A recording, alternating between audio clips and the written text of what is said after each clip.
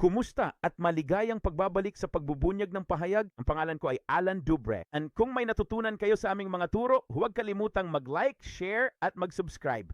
At dahil dyan, may mas marami pa akong papatunayan sa iyo ngayon na ang pagbubunyag kung sino ang kinakausap ng mga ebanghelyo at ang 14 na taon ay talagang totoo. Pero gagawin ko ito sa pamamagitan lamang ng pagpapakita sa iyo ng unang kalahati ng kapighatian at ang koneksyon nito sa Ebanghelyo ni Marcos. Alin ang unang 7 taon ng mga tatak sa koneksyon ng lumang tipan? Di ka panipaniwala at ituturo at ipapakita namin ito maging sa aklat ng pahayag. Kaya kumapit ka ng mahigpit. Ito, ang saya-saya talaga palagi. Kapag naunawaan mo ang mga bagay na ito, kapag naunawaan mo na ang katapusan ng mga araw ay tunay nga, gaya ng sinasabi sa atin ni Pablo sa 2 Korinto 12, na ito ay isang panahon ng mahigit 14 na taon. Ito ay isang 50 araw na yugto ng panahon. Ito ang diskurso ni Lucas.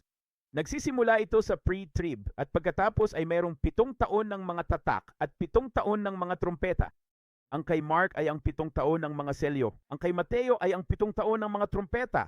Ang mga bagay bago ang trib, kalagitnaan ng trib at ang pagbabalik ng Panginoon pagkatapos ng trib ay pawang ipinapakita sa atin dito sa makahulang at may kalakip na paghahayag. Iyan ang tinutukoy ni Pablo noong nakikipag-usap siya rito sa 2 Korinto Kabanata 12. Kaya tandaan mo ito, kung bago ka pa lang dito, balikan at panoorin ang ilan sa mga naunang turo. Mahigit 8 taon na naming pinag-uusapan ito sa aming pangunahing channel, ang Ministry Revealed. Daan-daan at beses. At huwag mong kalimutan, kung hindi ko babanggitin kung anong kabanata ako, tumingin ka lang sa kanan at makikita mo yon. Kaya habang iniisip yan, tandaan na si Lucas ang pupunta, tapos si Marcos, tapos si Mateo. Hindi lang ito tungkol sa ebanghelyo ni Mateo na meron ng simbahan. Lingid sa kanilang kaalaman, nalilito sila dahil hindi nila kailanman naunawaan ang mga sinoptikong ebanghelyo ni na Marcos at Lucas at kung sino ang kanilang kausap. Kapag naunawaan mo na ito, mauunawaan mo na mas maaga kaysa kay Lucas ang mga pangyayari bago ang trib kaysa kay Marcos, 7 taon ng mga tatak, sa ika-7 taon ng mga tatak, sa kalagitnaan ng trib, ang dakilang karamihan hanggang sa pag-agaw. Kasunod ang 7 taon ng mga trumpeta at sa ika-17 taon nito ang ika-12 na taon ng hirap. Bababa ang Panginoon sa bundok Olibo para harapin ang mga kaaway at si Satanas. Pangako, malilinawan ng lahat kapag naunawaan mo ito. Kaya hayaan mong ipakita ko sa iyo kung ano talaga ang pinag-uusapan ko rito. Sa Ebanghelyo ni Marcos at partikular sa kaniyang diskurso sa Kabanata 13, okay, makikita mo sa talata 8, bansa laban sa bansa, kaharian laban sa kaharian. Ito ang paglalarawan ng simula ng 14 na taon sa Red Horse Rider. Nang ibigay ang isang malaking espada at nagsimula silang magpatayan. Ang panahong ito ay tatagal ng humigit kumulang 2 taon. Hanggang sa ang kasuklam-suklam na paninira na sinalita ni Daniel ay nakatayo kung saan hindi dapat. May dahilan. Kaiba sa Mateo na nagsasabing nakatayo sa banal na dako at muling itatayo ang templo, sa Marcos ang mga Kristiyano ang templo. Sila ang mga hindi handa bago ang kapighatian. Hindi sila lubos na kay Kristo, nagbabantay at nananalangin, masigasig na naghahanap at nagsasaliksik. Ngunit paraiso ang magiging sa kanila. At ang mangyayari ay sa panahong ito ng kasuklam-suklam na paninira, dito makukuha ng halimaw ang kaniyang kapangyarihan sa loob ng 42 buwan. Pansinin na walang binanggit na mga bulaang Kristo o propeta sa simula. Mangyayari lang ito pagdating ng kasuklam-suklam na paninira. Sa talata 22 pa lamang lilitaw ang mga bulaang Kristo at bulaang propeta. Ito ang pinag-uusapan natin. Kita mo, ito ang punto. Sa Apokalipsis Kabanata 13, nang makuha ng halimaw ang kaniyang kapangyarihan sa loob ng 42 buwan, sinasabi nito na magpapatuloy dahil narito na siya, ngunit hindi pa siya opisyal na halimaw. Sige, bahagi siya ng sistema, ngunit hindi pa opisyal na halimaw. Kaya nga, sabi nito, at binigyan siya ng kapangyarihang magpatuloy ng 42 buwan. Bago iyon, wala siyang ganoong kapangyarihan bilang halimaw. Dito niya makukuha ang kapangyarihan sa loob ng 42 buwan. Dito, sa diskurso ni Marcos, sila ngayon ay tumatakas patungo sa ilang. At tingnan mo, sino pa ang darating? Ang isa pang halimaw na lilitaw ay ang bulaang propeta sa talata 11 ng pahayag 13. Kaya narito ang halimaw at ang bulaang propeta sa pahayag 13 sa puntong magkakaroon ang halimaw ng kapangyarihang ito sa loob ng 42 buwan. At ipinapaliwanag ko sa iyo na katumbas nito ang Marcos Kabanata 13 pagkatapos ng halos 2 taon ng ikatlong digmaang pandaigdig. At atwa ang kasuklam-suklam na tiwangwang kapag sila ay dapat tumakas patungo sa ilang. Sige, ito lang ang nakita namin. Talata 22, mayroon kayong mga bulaang Kristo at mga bulaang propeta na lumilitaw sa eksaktong oras na ito ng pagtakas. Alam mo kung anong leeg, ano ang susunod na mangyayari. Natatandaan mo pa ba itong 42 buwan? Natatandaan mo ba sinabi kong papatunayan ko ito sa iyo kahit sa lumang tipan? Kaya ibig sabihin ay may humigit kumulang 2 taon ng ikatlong digmaang pandaigdig. At pagkatapos ay tumakas sila patungo sa ilang nang makuha ng halimaw ang kanyang kapangyarihan. Ang kapangyarihang iyon ay 42 buwan. Kaya anong oras ng taon sila tatakas patungo sa ilang? Maiintindihan kaya iyon?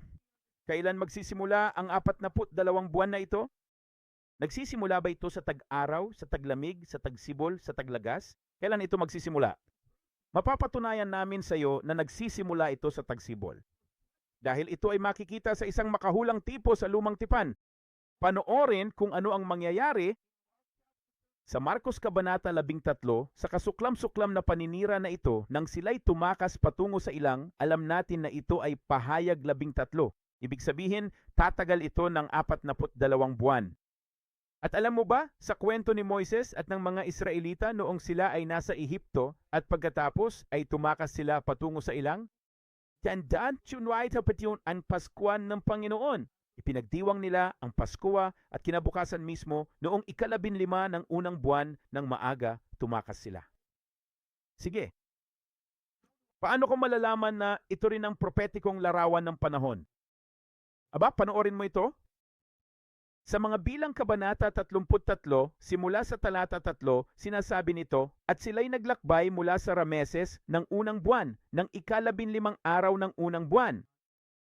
Kinabukasan pagkatapos ng Paskwa, ang mga anak ni Ehipto ay umalis na may mataas na kamay sa paningin ng lahat ng mga Ehipsyo.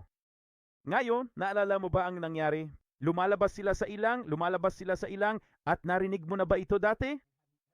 Kapag tumakas sila patungo sa ilang, pumupunta sila sa 42 na istasyon. Narinig mo na ba yan? Pumupunta sila sa 42 na magkakaibang lokasyon.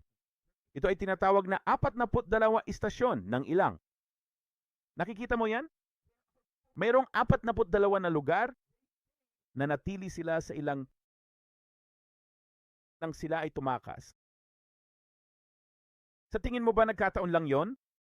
O sa palagay mo ba ay may sinasabi ang Panginoon na may kaugnayan sa pagtakas? Yan ang una, iyan ang 42 buwan noong panahon ng diskurso ni Marcos nang sila ay tumakas patungo sa ilang. 42 buwan, 42 istasyon, sa ilang nang tumakas sila mula kay Paraon, isang uri ng halimaw sa katapusan ng mga araw. Hindi ba't nakakabaliw yon? Ang 42 buwan ay katumbas ng 42 istasyon na nangangahulugang sa diskurso ni Marcos nang sila ay tumakas patungo sa ilang, sila ay tumatakas sa panahon ng Paskwa. Kita mo, tumatakas sila sa panahon ng Paskwa at aabutin niyon ng 42 buwan. Hanggang ano? Bueno, sa propesiya, ano ang nangyari? O sa kasaysayan, sa tipolohiya, ano ang nangyari kay Moises sa dulo ng 42 istasyon na iyon? O ano ang magiging katumbas nito sa dulo ng mga selyo? Magiging kamatayan ni Moises iyon. Kaya may Moises na namatay at sino ang pumalit? Bueno, nang mamatay si Moises sa pagtatapos ng Deuteronomio Kabanata 34, ang sumunod na aklat at ang sumunod na kabanata ay ang Josue Kabanata 1. At ginawa ng Diyos si Josue, tama, isa sa 2 saksi, pinapunta niya siya sa lupang pangako. Ang pangalan niya ay Josue na anak ni Nun. Si Josue na anak ni Nun, ang siyang mangunguna sa kanila patawid ng Jordan patungo sa lupang pangako. Hindi mo ba alam kung sino ang nasa larawan ni Joshua? Ginagawa iyon ng lahat. Ang Josue ay makahulang larawan ng pagdating ni Hesukristo sa pagtatapos ng ika-6 na taon ng mga tatak. And tingnan mo ang nakasaad. Kung pupunta ka sa Kabanata 13, sinasabi rito ang lipi ni Ephraim na siyang si Oseas na anak ni Nun. Ephraim, Kaya kapag dumating ang Panginoon sa pagtatapos ng ika-6 na taon ng mga tatak, siya ay darating bilang ang Mesyas, si Ben Ephraim na hinihintay ng mga Hudyo, ang mapanakop na haring ito na darating. Tingnan mo ang nakasaad. Binago ni Moises ang kanyang pangalan sa bersikulo 16 ng mga bilang 13. Nakasaad doon, ito ang mga pangalan ng mga lalaking isinugo ni Moises upang tiktikan ang lupain. At tinawag ni Moises si Oseas na anak ni Nun, tingnan mo ito, Yeshua, Josue, Yeshua. Alam mo ba na ang salitang ito na Josue, Yeshua ay 2 beses lamang ginamit sa lahat ng pagkakataong ginamit ang pangalang Josue? Ang isa ay paglalarawan lamang ng bawat isa sa mga tao, at ang isa pa ay noong binago ni Moises ang kanyang pangalan. Nang palitan ni Moises ang kanyang pangalan, at alam mo ba ang ibig sabihin ng pangalang Josue, Jehovah? Ang Diyos ay kaligtasan. Ang Diyos ay kaligtasan. Si Josue ang propetikong larawan ng pagdating ng Panginoon sa pagtatapos ng ika-6 na taon ng mga tatak. Dinadala sila patungo sa lupang pangako. Aba, hulaan mo kung pupunta ka sa Marcos Kabanata 13. Alam mo ba kung ano ang nakikita mo sa Marcos Kabanata 13? Sabi nito, ngunit sa mga araw na iyon, pagkatapos ng kapighatiang iyon, kung kailan magdidilim ang araw at mahuhulog ang mga bituin sa langit, ito ang katapusan ng ika-6 na tatak. Okay? Sabi nito, kung magkagayoy makikita kaya nila ang anak ng tao na dumarating na nasa mga alapaap? Ang salitang ito ay ulap. Ang salitang ito na papasok ay ang salitang papasok. Tandaan sa Mateo, sa King James, sinasabi ang salitang sa, ngunit hindi. Kung pupunta ka sa Strong's, balita na. Okay, ito ang salita, ang Panginoon na darating na nasa mga ulap sa pagtatapos ng ika-6 na tatak. At panoorin kung ano ang mangyayari. Nang dumating siya sa katapusan ng ika-6 na tatak, sinasabi nito na ito ang araw at oras na walang nakakaalam. Alam mo ba kung bakit? Dahil pagkatapos ng 42 buwan mula noong tumakas sila patungo sa ilang, tulad ng 42 istasyon ng pagtakas, hanggang sa mamatay si Moises at si Josue, ang Panginoon ng kaligtasan, ang Mesyas. Si Ephraim na darating ay darating sa katapusan ng ika-6 na taon ng mga tatak, sa katapusan ng 42 buwan, at mangyayari ito sa araw at oras na walang nakakaalam. Alam mo ba na ang araw at oras na walang nakakaalam ay ang kapistahan ng mga trumpeta? Panahon ng taglagas dahil isang araw ito, 2 araw na kapistahan. Hindi nila alam kung anong araw nila, makikita ang gasuklay ng buwan. Ang araw at oras na walang nakakaalam ay ang kapistahan ng mga trumpeta. Kaya ano ang mangyayari kung magsisimula ito bandang Paskuhan ng Tagsibol at tatagal ito ng 42 buwan, matatapos ka sa araw at oras na walang nakakaalam mismo sa panahong iyon sa taglagas? Nakikita mo kung paano iyon gumagana? 42 buwan?